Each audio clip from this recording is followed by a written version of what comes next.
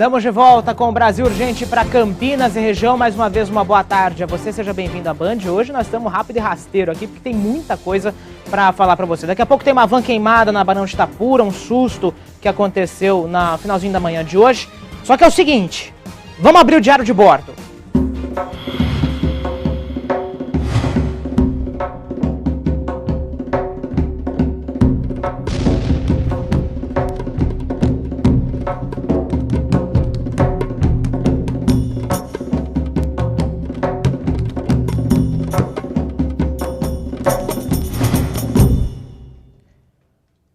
Pois é, o Brasil Urgente está em terras haitianas. Rodrigo Solomon e o Kleber Casablanca chegaram finalmente ao país, depois de uma viagem aí de 18 horas, já deu para ver na abertura do programa. Então vamos fazer o seguinte, o Rodrigo vai contar um pouco para a gente como é que foi a chegada deles ao Haiti. Boa tarde para você, Rodrigo.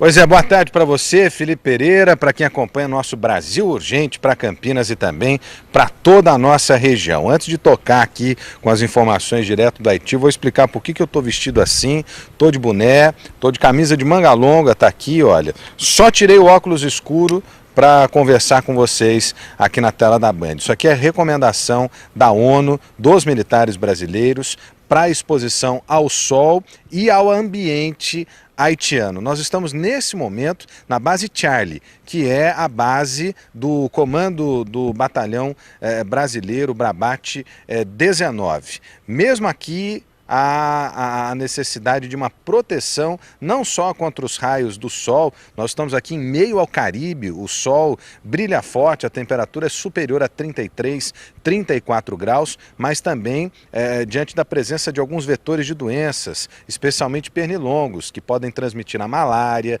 transmitir outras doenças como a dengue, que é tão comum aí no nosso país. Então a indumentária aqui é uma indumentária especial para tomar cuidado e proteger as equipes que por aqui passam.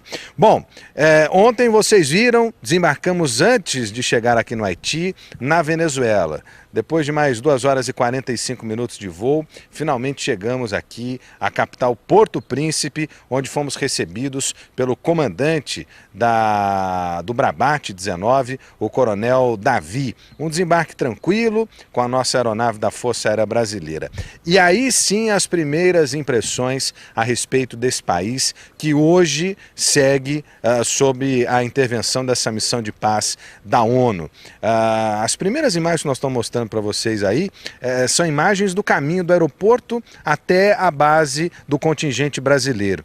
Você perceba que são imagens que mostram um caos, especialmente no trânsito, no comércio. No Haiti não há uma organização de Estado que possa ser comparada, por exemplo, à organização do nosso Brasil, né? As coisas acontecem em mais de 80% dos casos na informalidade, no comércio, né? Nas relações trabalhistas, e isso acaba nos colocando aqui numa condição de sempre muita atenção. Essa imagem que você está vendo aí é uma imagem do TAP-TAP, que é o transporte local montado sobre carrocerias de caminhonetes, pequenos caminhões, vans, né? É o transporte público aqui do Haiti, que custa muito barato, né? De um custo muito barato, não tem pontos de parada, não tem uma organização propriamente dita, apenas um local onde ele se inicia e um local onde ele termina. Também nessa nossa passagem e das primeiras imagens do Haiti, foi possível observar que muito do terremoto ainda está presente. O terremoto foi no dia 12 de janeiro de 2010. São 4 anos desde o terremoto, mas em muitos locais é como se o terremoto tivesse acontecido ontem, porque ainda há destroços, ainda há consequências desse terremoto. A nossa agenda aqui é extensa, estamos acompanhando neste dia de hoje os bastidores do trabalho dos militares brasileiros e nos próximos dias vamos trazer também conversa com a população, conversa com os haitianos que aqui estão amparados pelo nosso país. De uma coisa eu vou deixar vocês absolutamente tranquilos, é um povo amável que gosta gosta muito do nosso Brasil e que certamente tem se sentido muito amparado pelos militares brasileiros que aqui estão. Então essa foi a nossa conversa de hoje, Felipe Pereira. Estou produzindo muita coisa aí, o Kleber Casablanca, aqui do Haiti, para que a gente possa também nos próximos dias trazer mais detalhes aqui na tela da Band. Forte abraço, bom programa para você, obrigado pelo carinho da audiência. Faça-me o favor, hein? Até mais. Olha, tenha santa paciência, viu, Rodrigo? Porque não pensa que ficou só nesse boletim, não. O Rodrigo Solomon está ao vivo com a gente agora conversando. Tem um tempinho, um intervalinho aí antes de acompanhar uma operação. Rodrigo, boa tarde para você. Boa tarde, Felipe Pereira, telespectadores, amigos do Brasil. A gente tá aqui, o Lafortu comigo, ó, ao vivo na tela da Band. Dá um tchauzinho lá, Lafortu. Lafortu não fala português, só fala crioulo. É um haitiano que trabalha junto à base militar de Charlie, onde nós estamos nesse momento. Vou mostrar para vocês rapidinho. Essa é a base de Charlie, o local onde os representantes do Exército brasileiro acabam se instalando. Esse alojamento usado pelos militares brasileiros. Vou tentar não movimentar muito a câmera diante dos problemas aí com o sinal. Daqui a pouquinho nós vamos aproveitar uma incursão dos militares da ONU numa região conhecida como Cité Soleil. É a região onde há uma concentração muito grande ainda de violência e também de problemas relacionados às ações de gangues. E daqui que nós vamos sair para tentar acompanhar esse trabalho. Vocês estão ouvindo bem aí? Tem sinal bom aí no Brasil? Tá dando uma falhada, mas é o sinal da transmissão pela internet mesmo, não tem muito jeito, né? Então tá bom, porque agora eu te ouço aqui. Vou tentar caminhar rapidamente, me perdoem se as imagens ficarem ruins, porque eu quero mostrar alguns detalhes aqui da base Charlie. Por exemplo, estamos aqui ao lado da estação de tratamento de água. Toda essa água, ela é tratada, mesmo que venha em forma bruta para cá, água limpa, né, sem a contaminação do esgoto, ela é tratada e alimenta todo o complexo do campo de Charlie. Nós estamos próximo à Casa Brasil, que é a sede habitacional, podemos dizer assim, onde fica o comandante da Brabate, o capitão Davi, exatamente nesse local que eu estou apontando. E bem aqui atrás de mim, eu vou tentar caminhar ainda, você já vê essa viatura da ONU, é uma das viaturas usadas durante as operações, mas há ainda outro pátio de viaturas, essas viaturas usadas para o patrulhamento que fica lá atrás. Nesse local aqui estão 1.200 homens das Forças Armadas brasileiras. Tem até academia, para vocês terem uma ideia, onde as pessoas se exercitam, que é exatamente nesse ponto aqui, ó, onde eu vou mostrar para vocês. Essa é a academia dos militares que aqui estão. Bom, o Brabate é apenas um dos braços armados dessa ação humanitária promovida no Haiti pela ONU. Além do batalhão brasileiro, há batalhões canadenses, peruanos, uruguaios, todos eles trabalhando em prol da estabilização do Haiti. Ainda estamos em campo militar, ainda estamos aqui na base de Charlie, mas daqui a pouquinho vamos à rua para mostrar a patrulha, para mostrar o trabalho de campo desses militares. Eu não sei se a gente tem aí as imagens, Felipe Pereira. Você já tem condições de mostrar imagens aí da cidade de Porto Príncipe? Não sei se a gente já tem condições, mas são imagens impressionantes e que resumem exatamente o caos vivido pelo povo haitiano. O caos vivido aqui nessa cidade, onde o trânsito é descontrolado, onde há muita dificuldade em relação à distribuição de comida e também à distribuição de água. Aqui circulam os famosos TAP, que são veículos do transporte, digamos, público, né? Uma espécie de transporte coletivo, e que leva essa população até as regiões mais distantes aqui do centro da cidade de Porto Príncipe, que é a capital do Haiti. Haiti, em números, impressiona. Mais de 80% da população vive de forma informal. Nós temos também mais de 80% da população abaixo da linha da pobreza. Temos ainda essa população vivendo com quase 50% de analfabetos. São 50% da população analfabeto. E é esse o grande objetivo nosso, esse grande desafio nosso, mostrar para vocês aí no Brasil Urgente todos os detalhes desse trabalho dos nossos brasileiros, todos os detalhes dessa ação desenvolvida pelos nossos militares. E aí, Felipe Pereira, deu para ouvir como é que está a situação aí no nosso Brasil? Rodrigo, aqui a situação não está muito diferente, assim, não é óbvio que dadas as proporções, né? Mas a gente tem vivido também alguns dias aqui bastante complicados e dias também de bastante calor, falando um pouco da temperatura. Que horas são aí, Rodrigo? Aqui são 4h59, falta 1 minuto para 5 da tarde, e aí? 2h59 aqui no Haiti, viu, Felipe Pereira? Estou eu e o Kleber Casablanca, está aqui do meu lado, já garantindo algumas imagens. Deixa eu mudar a câmera aqui, ó. Já estamos garantindo algumas imagens para os nossos trabalhos aí dos próximos dias. Eu vou tentar me deslocar aqui pela base, vocês vão me avisando aí sobre a condição das imagens. Esse espaço onde nós estamos aqui, né, serve de alojamento. Abre a porta aí, Kleber Casablanca. Vou mostrar a bagunça do nosso alojamento. É o alojamento dedicado aos jornalistas. Deixa eu trazer a imagem para o claro. Aí, olha, esse é o nosso alojamento. Né? Tem aqui o ar-condicionado.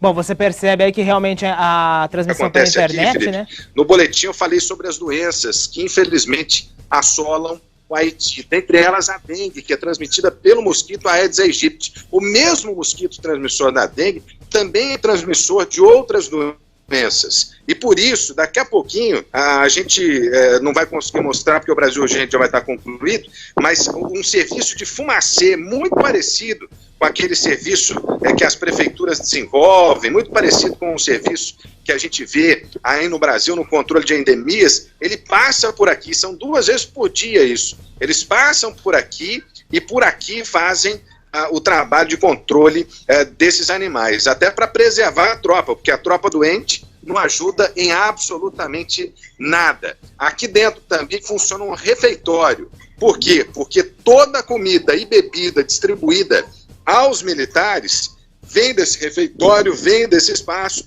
com o objetivo de eliminar a possibilidade de contaminação fora do campo de Charlie. Ou seja, os militares só comem o que há aqui para não se contaminar, especialmente com a cólera, que infelizmente é uma realidade aqui no Haiti, a cólera que pode matar em questão de horas em função da sua periculosidade. E o trabalho aqui é intenso, viu? Tanto de quem segue de serviço, quanto de quem faz a manutenção do batalhão, também daqueles que efetivamente precisam cuidar dessa infraestrutura toda, viu, Felipe Pereira? Tá certo, então, Rodrigo Solomon falando ao vivo do Haiti. Você percebe que a transmissão é pela internet, por isso que às vezes falha o áudio, às vezes a imagem não tá lá 100%, mas dá pra ver aí o Rodrigo Solomon passeando, mostrando pra gente as instalações onde eles estão nesse momento lá no Haiti. Rodrigo, a programação para hoje, portanto, vocês vão acompanhar uma missão ou uma operação, não é isso?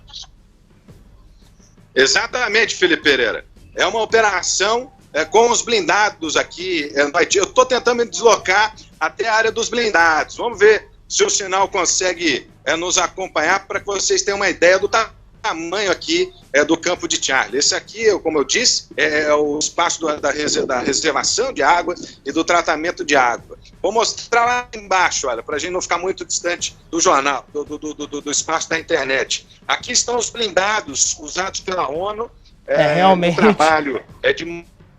Realmente o sinal da internet não colabora muito, né? A imagem do Rodrigo é travada, mas então ele vai acompanhar uma operação dos blindados hoje. Você acompanha o resumo disso amanhã aqui no Brasil Urgente. O Rodrigo pode tentar também entrar amanhã ao vivo para conversar aqui no nosso programa, viu? É uma missão que você vai acompanhar em série de reportagens especiais nos próximos meses aqui na tela da Band, e todos os dias o Rodrigo, ou gravado ou ao vivo, ele conversa com a gente aqui no Brasil Urgente. Tem intervalo, pessoal? Se tiver, roda o TP aí pra mim, fazendo um favor. Se tiver um intervalo, nós vamos já fazer uma rápida pausa, daqui a pouquinho tem mais aqui no Brasil Urgente, você não sai daí.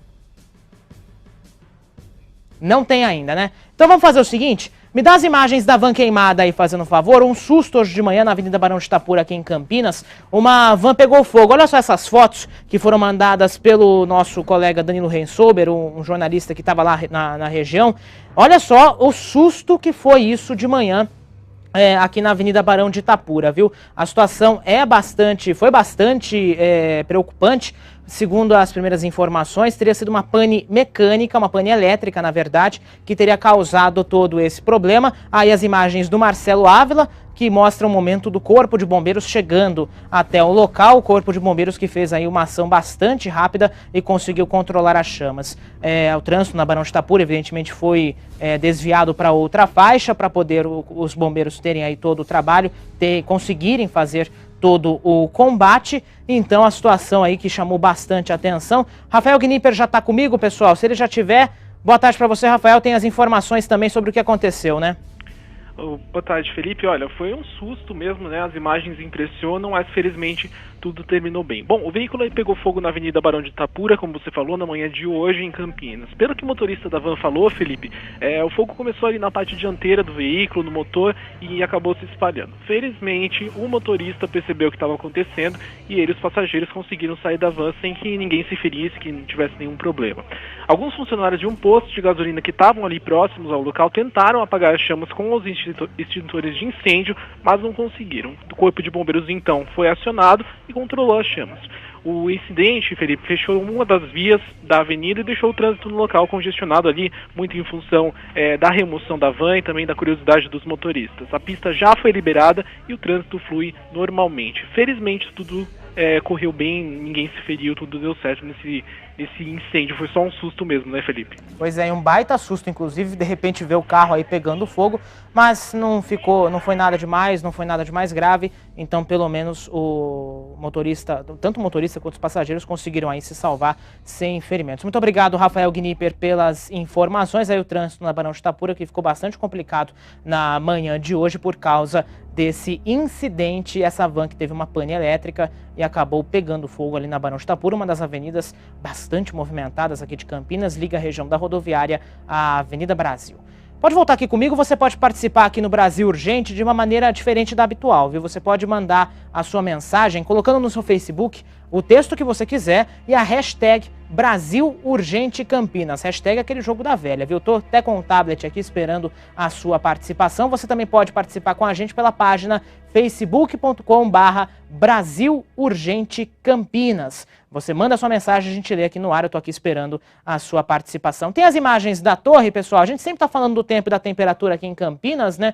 Esse alerta que o Brasil Urgente tem feito já há alguns dias por causa aí do calor e também do tempo seco. Temos aí as imagens já daqui da torre de Campinas, céu com algumas nuvens. Hoje também já teve de tudo, né? Já teve tempo nublado, já teve sol brilhando forte, agora sol com algumas nuvens. Então a situação ainda fica nesse meio termo, né? Não tem exatamente uma previsão muito precisa do que está acontecendo. 27 graus nesse momento, de acordo com o CEPAGRE da Unicamp. Nós temos aí 58% de umidade relativa do ar, uma situação bastante considerável também. A umidade relativa do ar aumentou em relação aos últimos dias. É um bom sinal por um lado, só que não está chovendo. E a situação de não estar chovendo causa problemas. A vazão do rio Atibaia, por exemplo, caiu mais uma vez, viu, segundo a Sanasa. O nível foi de 12 metros cúbicos por segundo para 11 metros cúbicos e meio por segundo. A preocupação da empresa é voltar aos níveis críticos do início do ano, esse nível aí que chegou a 3,4 metros cúbicos por segundo. De acordo com os dados históricos, só para você ter uma ideia, em fevereiro a vazão no rio chega a 45 metros cúbicos por segundo. Então, peraí, nós temos aí 12 metros cúbicos, 11,5, né, na verdade, 12,5, para uma média que deveria ser de 45.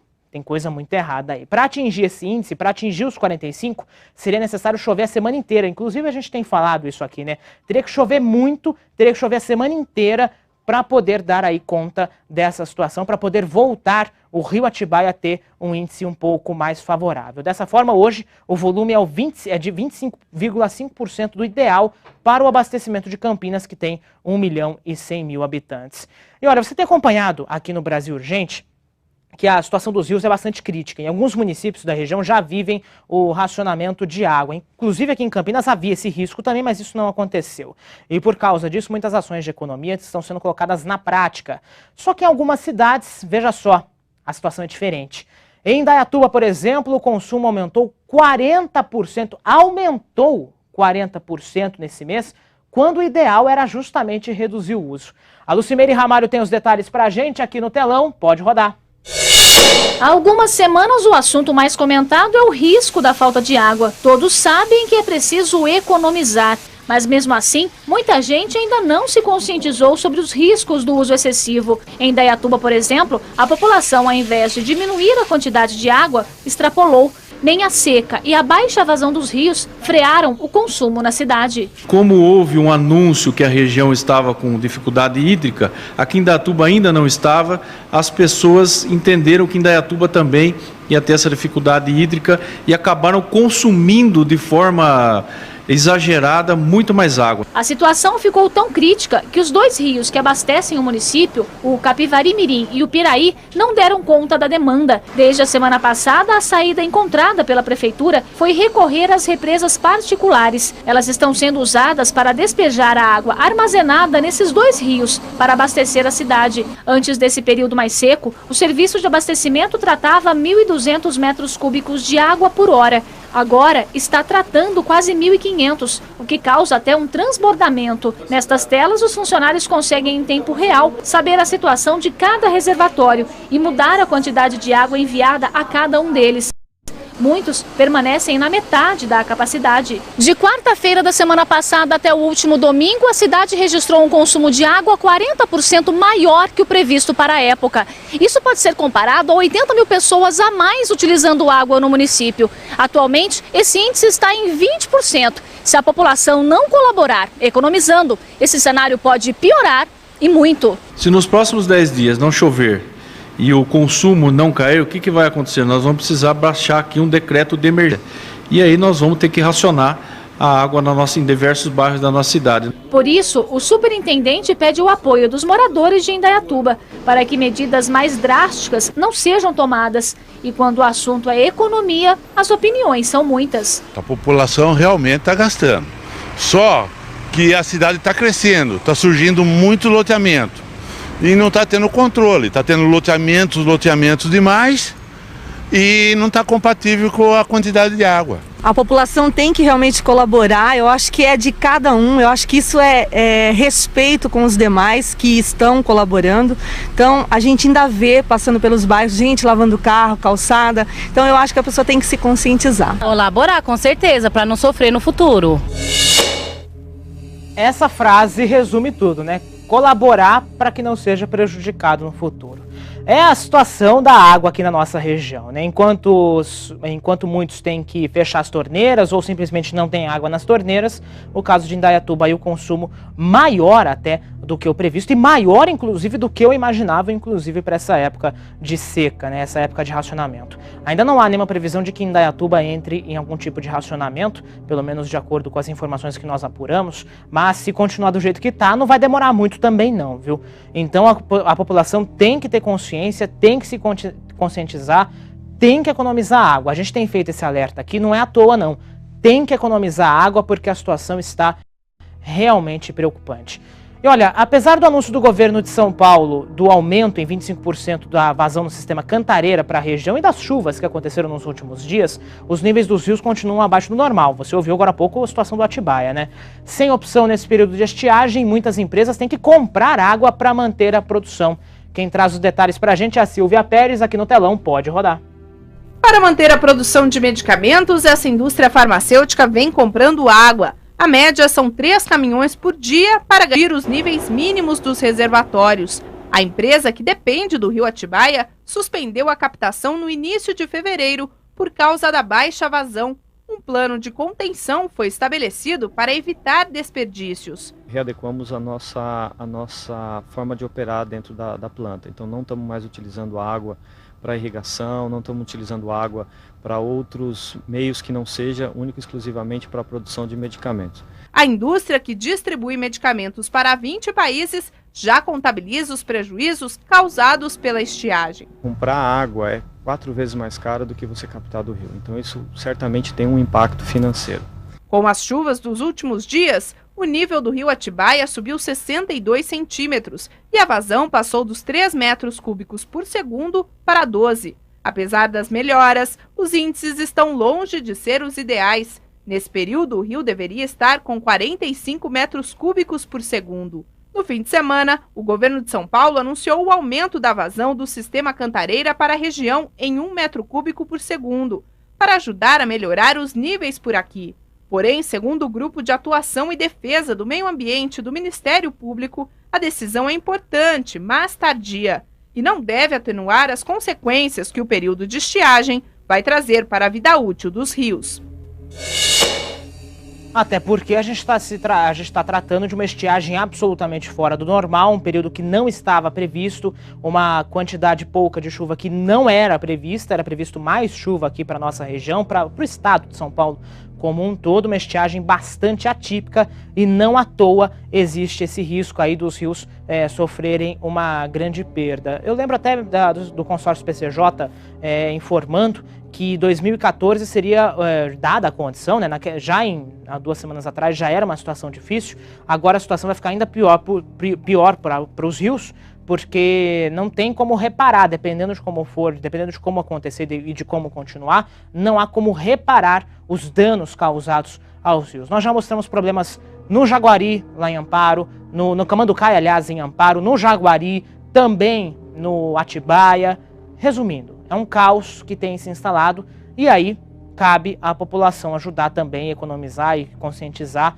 E é prejuízo por um lado e benefício para outros, né? Por exemplo, quem vende água mineral, como a gente já mostrou aqui, tem aí conseguido vender um pouco mais por causa do calor e tal, só que também é um problema bem grande. Você pode participar com a gente no Facebook, facebook.com/Brasil Urgente Campinas, pode também deixar o seu recado com a hashtag Brasil Urgente Campinas. Vamos fazer o seguinte, rápido intervalo, daqui a pouco eu tenho mais aqui no Brasil Urgente, que também tem polícia na rua daqui a pouquinho, hein? Você não sai daí.